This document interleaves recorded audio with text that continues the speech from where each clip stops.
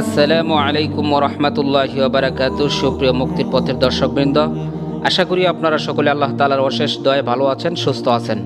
পয়গম্বর মূসা আলাইহিস সালাতু ওয়াস সালামের যুগে কারুন নামে পৃথিবী বিখ্যাত এক ধনাঢ্য ব্যক্তি ছিল। সে ছিল মূসা আলাইহিস সালাতু ওয়াস সালামের চাচাতো ভাই। মহান আল্লাহ তাআলা তাকে এত ধনভাণ্ডার দিয়েছিলেন যে তার চাবিগুলো বহন করাও একদল বলবান লোকের পক্ষে অতিশয় কষ্টসাধ্য ব্যাপার ছিল। মহান আল্লাহ তাআলা সূরা কাসাসের ৭৬ নং আয়াতে ইরশাদ করেন, ইন্না কারুনা কানা মিন কওমে মূসা। কারুন ছিল মূসার সম্প্রদায়ভুক্ত। ফাবাগা আলাইহিম। অতঃপর কারুন তাদের সম্প্রদায়ের প্রতি উদ্ধত্ত প্রকাশ করতে আরম্ভ করল। ওয়া আতাইনাহু মিনাল কুনুজি মা ইন্না মাফাতিহাহু লাতানুউ বিল উসবাতি উলিল কুওয়া। অথচ আমি তাকে এত ধনভাণ্ডার দান করেছিলাম যার চাবি বহন করা কয়েকজন শক্তিশালী লোকের পক্ষে কষ্টসাধ্য ছিল। ইদ ক্বালা লাহু কওমুহু লা তাফরাহ ইন্নাল্লাহা লা ইউহিব্বুল ফারিহিন। যখন তার সম্প্রদায় তাকে বলল, দম্ভ করো না, আল্লাহ তাআলা দাম্ভিকদেরকে ভালোবাসে না, তখন কারণ তার সম্পদের গরমে আরও বেশি অহংকারী হয়ে উঠল। মহান আল্লাহ ইচ্ছা করলেন যে কারণ তার ধন সম্পদ ইহকালে কাজে লাগিয়ে পরকালে কল্যাণ অর্জন করুক। অর্থাৎ আল্লাহর ইচ্ছা ছিল কারণ তার ধন সম্পদ থেকে কিছু অংশ গরিব অসহায়দের মাঝে যাকাত দিবে। কিন্তু অহংকারী কারণ বলে, এই সম্পদ আমি আমার জ্ঞান বলে প্রাপ্ত হয়েছি। পবিত্র কোরআনুল কারীমে আল্লাহ তাআলা ইরশাদ করেন, ক্বালা ইন্নামা উতীতুহু আলা ইলমিন ইনদি। সে বলল, আমি এই সম্পদ আমার নিজস্ব জ্ঞান গরিমা দ্বারা প্রাপ্ত হয়েছি। কারণ ছিল একজন তাওরাতের পণ্ডিত। এজন্য আল্লাহ তাআলা বলেন, আওয়ালাম ইয়ালাম আন্নাল্লাহা কাদ আহলাকা মিন ক্বাবলিহি মিনাল কুরুন। সে কি জানে না যে আল্লাহ তাআলা তার পূর্বে অনেক সম্প্রদায়কে ধ্বংস করেছেন। মান হুয়া আশাদ্দু মিনহু কুওয়াতাও ওয়া আকসারু জামআ। তারা শক্তিতে ছিল তার চাইতেও প্রবল এবং ধনসম্পদে অধিক প্রাচুর্যশীল। সুতরাং কারণ এ সকল তাওরাতের জ্ঞান থাকা সত্ত্বেও সে অহমিকা করেই চলল। কারুনের ধন সম্পদ ও জাকজমক দেখে সমসাময়িক লোকেরা আফসোস করে বলতো। আল্লাহ তাআলা ইরশাদ করেন, ফাখরাজা আলা কওমিহি ফি যিনাতিহি। অতঃপর কারুন যখন জাকজমক সহকারে তার সম্প্রদায়ের সামনে বের হয়, ক্বালাল্লাযীনা ইউরিদুনাল হায়াতাদ দুনিয়া। যারা পার্থিব জীবন কামনা করত, অর্থাৎ দুনিয়ালোভী, তারা বলতো, ইয়া লাইতা লানা মিথলা মা উতিয়া কারুন ইন্নাহু লাযু হাদ্দিন আযীম। হায় আফসোস, কারণ যা প্রাপ্ত হয়েছে আমাদেরকে যদি তা দেওয়া হতো, নিশ্চয় কারণ বড় সৌভাগ্যবান। তবে যারা জ্ঞানী ব্যক্তি ছিলেন তারা এরূপ বলতেন না, বরং বলতেন, ওয়াইলাকুম সাওয়াবুল্লাহি খায়রুল লিমান আমানা ওয়া আমিলা সালিহা। ধিক্কার তোমাদেরকে যারা আফসোস করছো, এবং শুনে রাখো, যারা ঈমানদার এবং সৎকর্মী তাদের জন্য আল্লাহ তাআলার দেওয়া সওয়াবই উৎকৃষ্ট। সুবহানাল্লাহ।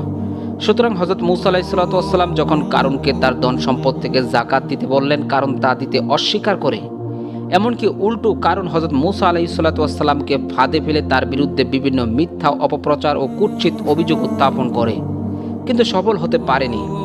এমনকি কারণ বলে, হে মূসা, আমি আমার মালের কিছু যাকাত দিতে পারি একটি শর্তে। হযরত মূসা আলাইহিস সালাতু ওয়াস সালাম বলেন, বলো তোমার কি শর্ত?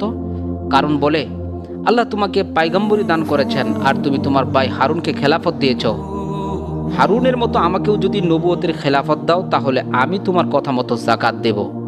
হযরত মূসা আলাইহিস সালাতু ওয়াস সালাম বলেন, তুমি ভুল বুঝেছ, নবুয়তের খেলাফত দেওয়ার ক্ষমতা আমার নেই। আল্লাহ তাআলা যখন যাকে নবুয়ত দেওয়ার ইচ্ছা করেন তখন তিনি সেই গুণের অধিকারী হতে পারেন, এতে মানুষের কোনো হাত নেই। কারণ বলে, আল্লাহ যদি আমাকে খেলাফত না দেন তবে তিনি কেন আমার কাছে যাকাত দাবি করবেন? আমি তো আমার নিজের ক্ষমতা, যোগ্যতা, কৌশলের জোরে এসব ধন সম্পদ রোজগার করেছি। নাউযুবিল্লাহ। এরপর আল্লাহ তাআলা অহংকারে মিথ্যাবাদী জালেম কারুনকে এমন শাস্তি দিলেন যে কিয়ামত পর্যন্ত সকল কৃপণ অহংকারী লোকদের জন্য কারুন একটি দৃষ্টান্ত হয়ে গেল। আল্লাহ তাআলা কারুন ও তার ধন সম্পদকে ভূগর্ভে পুঁতে ফেলেন। কেহই তা রক্ষা করার সাহস পেল না এবং সে নিজেও নিজেকে রক্ষা করতে পারল না। আল্লাহ তাআলা বলেন, ফাখাসাফনা বিহি ওয়া বিদারিহিল আরদ। আমি কারুনকে ও তার প্রাসাদকে ভূগর্ভে বিলীন করে দিলাম। ফামা কানা লাহু মিন ফিআতিন ইয়ানসুরুনাহু মিন দুনিল্লাহি ওয়া মা কানা মিনাল মুনতাসিরিন। তার পক্ষে আল্লাহ তাআলা ব্যতীত এমন কোনো দল ছিল না যারা তাকে সাহায্য করতে পারে, এবং সে নিজেও আত্মরক্ষা করতে পারল না। সুতরাং এর আগে যারা কারুনের ধন সম্পদ দেখে তাকে সৌভাগ্যবান বলে মনে করত, তারাও নিজেদের ভুল বুঝতে পারল। আসলে অহংকারী ব্যক্তির চূড়ান্ত পরিণতি কখনো ভালো হয় না। এই শিক্ষাই মহান আল্লাহ তাআলা কারুনের ঘটনার মাধ্যমে মানুষকে জানিয়ে দিয়েছেন। যে বিশাল এলাকা জুড়ে কারুন ও তার ধন সম্পদ ভূগর্ভে পতিত হয়েছে, তার নিদর্শন এখনও মিশরে বিদ্যমান রয়েছে। মিশরের রাজধানী কায়রো থেকে 120 কিলোমিটার দক্ষিণ পশ্চিমে ফাইউম জেলা রয়েছে পৃথিবীর সর্বপ্রাচীন ও বৃহত্তম একটি প্রাকৃতিক হ্রদ, যার নাম বুহাইরাতুল কারুন বা কারুন হ্রদ। আর সেই হ্রদের পাশেই রয়েছে অভিশপ্ত এক ঐতিহাসিক প্রাসাদ, যা কসরে কারুন বা কারুন প্রাসাদ নামে পরিচিত। মাটির উপরে 3 তলা বিশিষ্ট প্রাসাদটিতে 100-ও বেশি কক্ষ রয়েছে। প্রত্নতত্ত্ববিদরা প্রাসাদটির ভেতরে কয়েকটি সুড়ঙ্গ পথ আবিষ্কার করেছেন। মাটির নিচ দিয়ে এসব সুড়ঙ্গ পথ ফাইউম থেকে নিয়ে বন্দরনগরী আলেকজান্দ্রিয়া পর্যন্ত বিস্তৃত। প্রাসাদটির ছাদের উপরে উঠলে দেখা যায় আশেপাশে শত শত ধ্বংসাত্মক বাড়িঘরের চিহ্ন, যা থেকে সহজেই অনুমান করা যায় হাজার হাজার বছর আগে কি ঘটেছিল এখানে। কারণ প্রথমে ভালো লোক ছিল, পরবর্তীতে তার স্ত্রীর কুপরামর্শে সে নিকৃষ্ট হয়ে যায়। খুবই অহংকারী হয়ে মানুষকে তাচ্ছিল্য করে।